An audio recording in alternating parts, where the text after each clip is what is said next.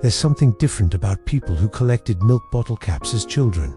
In a world where entertainment is expensive and toys are mass-produced, these individuals experienced the most creative and resourceful form of childhood entertainment in modern history, and it shaped their psychology in ways that created the most imaginative and resource-conscious generation ever to exist. Let's start with something that seems almost impossible to modern children. Picture yourself at 7 years old in 1936. Your family has very little money for toys, games, or entertainment. But every morning, the milkman leaves glass bottles on your doorstep, and each bottle is topped with a small cardboard disc that protects the cream from contamination. These milk bottle caps, which adults throw away without thinking, become your most precious possessions and the foundation of countless hours of creative entertainment. But this wasn't just about making do with less. This was your introduction to the concept that entertainment could be created from ordinary objects, that imagination could transform worthless materials into valuable playthings, and that creativity flourished when resources were scarce rather than abundant. Think about what happened to your developing brain during those bottle cap collecting years. Every morning brought the possibility of finding a new cap with a different dairy company name, a different color pattern, or a different design. You learned to notice small details, to appreciate subtle variations, and to find excitement in discoveries that cost your family nothing. This created what creativity psychologists call found object imagination psychology. Unlike children who receive predetermined toys designed by adults for specific purposes, you learned to see potential entertainment in everyday materials that required your own creativity to become interesting or useful. Your collection became an exercise in organization, categorization, and systematic thinking. You'd sort bottle caps by color, by dairy company, by condition, or by the patterns printed on them. You'd trade duplicates with neighborhood children, creating your own economy based on rarity and personal preference rather than monetary value. This developed what cognitive psychologists call systematic collection psychology. You learned to create order from randomness, to establish value systems based on personal criteria rather than external authority, and to find satisfaction in gradual accumulation and careful organization of materials. But here's what made bottle cap collecting psychologically profound, beyond just childhood entertainment. These small cardboard discs became the raw materials for elaborate games, complex storytelling, and innovative problem-solving that required nothing but imagination and creativity. Bottle caps could become currency for trading games, soldiers for elaborate battles, markers for hopscotch or other playground activities, or components for building projects that challenged your engineering skills. The same collection of caps could provide entertainment for dozens of different activities, limited only by your ability to imagine new uses for familiar materials. You learned that the best entertainment often came from your own creativity, rather than from predetermined activities created by others. That simple materials could provide more lasting satisfaction than expensive toys when combined with imagination and inventiveness. This created what play psychology researchers call creative limitation entertainment psychology. You learned that constraints on available resources often stimulated rather than hindered creative expression. That the most engaging entertainment required active participation rather than passive consumption. Now imagine the social dynamics of bottle cap collecting among neighborhood children. Trading sessions where you'd negotiate the relative value of different caps. Collaborative games that required everyone to contribute caps from their collections, and informal competitions to see who could accumulate the most impressive collection. The bottle cap economy taught you about negotiation, resource management, and the relationship between scarcity and value. A rare cap from a dairy company that had gone out of business might be worth several common caps from the local milk supplier. You learned to assess value, make trades, and understand that worth was determined by supply, demand, and personal preference rather than official pricing. This developed what economic psychology experts call alternative economy psychology. You learned to create and participate in economic systems that operated according to different rules than adult monetary systems. To understand value as a negotiated concept rather than a fixed property, the bottle cap collecting also became lessons in patience, delayed gratification, and the relationship between effort and reward. Building an impressive collection required daily attention over months or years. You couldn't buy your way to a better collection. You could only earn it through consistent effort and careful attention to opportunities. You learned that the most satisfying achievements came from gradual progress rather than immediate acquisition.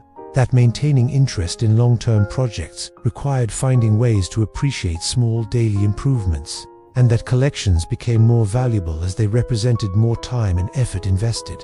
This created what achievement psychology researchers call incremental satisfaction psychology.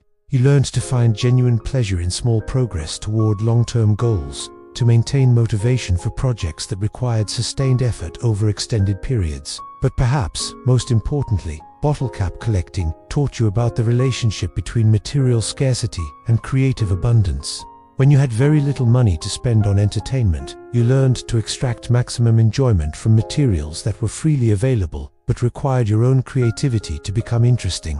The bottle caps themselves were worthless to adults, but your imagination transformed them into valuable entertainment materials. You learned that creativity could create value where none had existed before, that intelligence and imagination were more reliable sources of satisfaction than money or purchased goods.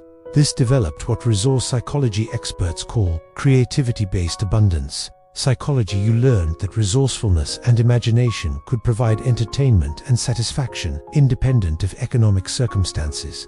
That creative thinking was a form of wealth that couldn't be taken away by external conditions. The bottle cap collecting experience also taught you about community, sharing, and the relationship between individual collections and collective entertainment. While each child maintained their own collection, the most interesting activities often required combining resources with friends to create games and projects that no individual collection could support alone. You learned that personal possessions could become more valuable when shared with others, that cooperation could create entertainment opportunities that competition couldn't provide, and that the best childhood activities often combined individual effort with community participation. This created what social psychology experts call collective resource creativity psychology. You learned to balance individual ownership with community sharing, to understand that personal collections could serve both private satisfaction and community entertainment functions. The careful attention required for bottle cap collecting also taught you about observation, patience, and the relationship between noticing details and finding opportunities. Successful collectors learned to pay attention to subtle differences between caps, to notice which dairy companies were expanding or disappearing, and to anticipate which caps might become rare or especially valuable for trading. You developed skills in pattern recognition, trend analysis, and systematic observation that served you well beyond childhood collecting activities. You learned that paying attention to small details often revealed opportunities that less observant people missed. This developed what attention psychology researchers call deep-oriented opportunity recognition psychology. You learned that careful observation and systematic attention could create advantages and opportunities that were unavailable to people who only noticed obvious or dramatic changes. Years passed. Milk delivery in glass bottles mostly disappeared, replaced by cartons sold in grocery stores. Bottle caps became obsolete as packaging technology advanced. But something from those collecting years stayed with you forever, an understanding that creativity could create entertainment from almost any materials, that imagination was a more reliable source of satisfaction than purchased goods, and that the best childhood experiences often came from resourcefulness rather than abundance. Decades later, when children struggle with boredom despite having access to expensive toys and electronic entertainment, you carry knowledge about what genuine creativity looks like when it emerges from limitation rather than from unlimited options. Now imagine trying to explain to your grandchildren what it was like when entertainment came from small cardboard discs that protected milk from contamination. How bottle caps weren't just trash, they were the raw materials for elaborate games, complex trading economies, and creative projects that provided years of satisfaction. This isn't nostalgia for simpler entertainment. This is recognition of a fundamentally different relationship with creativity, resourcefulness, and the connection between limitation and imagination. When modern children become overwhelmed by too many entertainment options or struggle to create their own activities, you understand what's lost when creativity stops being necessary for entertainment. You know that imagination flourishes when it's required, not when it's optional. Your bottle cap childhood taught you that creativity is a skill that develops through practice, that resourcefulness emerges from necessity, and that the most satisfying entertainment often comes from your own imagination, working with simple materials, rather than from complex products created by others. Those hours sorting, trading, and playing with milk bottle caps weren't just childhood entertainment. They were creativity workshops that developed the imagination, resourcefulness, and systematic thinking skills that shaped how you approach challenges and opportunities for the rest of your life. Drop a comment and share your bottle cap memory, or tell us about other simple objects you collected as entertainment. What creative games did you invent? How did you organize your collection? What did you learn about resourcefulness and imagination? And if this resonated with you, hit like and subscribe, because we dive deep into the psychology that explains how simple childhood collecting experiences shaped the remarkable creativity and resourcefulness you carry today. See you next time.